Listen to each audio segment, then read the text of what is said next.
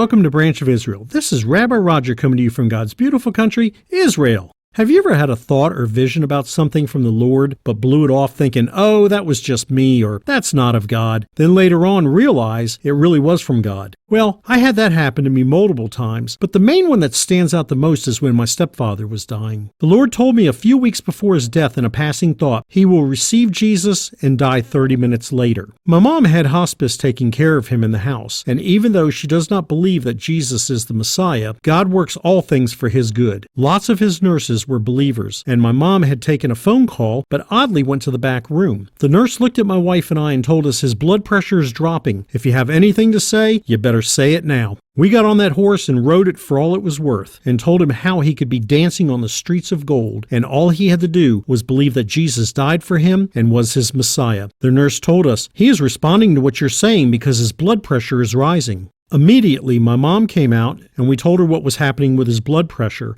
and we all knew that it was going to be soon. It was 30 minutes from the time we shared Jesus with him till he passed. Since then, I've paid extra strong attention to any slight thoughts or visions I receive. A few years ago, the Lord had given my wife and I a vision about a farm. Are we farmers? No, but we do love animals of all kinds. Our true passion is to have a place with lots of land and multiple buildings for a worship/ministry center and the ability for groups to stay. We would not be uncomfortable raising chickens or a couple of donkeys or horses. I have to admit recently, because of change in circumstances, it has caused us to look more seriously at our vision rather than talk about it. We have actually been looking at properties here in Israel, and I have to admit, in the natural, it is very expensive, but for God it is less than a drop in a bucket. For him, he will not even break a sweat over it, because according to Jeremiah 29:11, he knows the plans that he has for us, plans for welfare, and not for calamity, to give us a future and a hope. He gave my wife that word over 35 years ago when someone had taken a position within corporate America that my wife applied for. To this day, we are both glad she did not get that position. We probably would have been tied down and not able to work in ministry for him,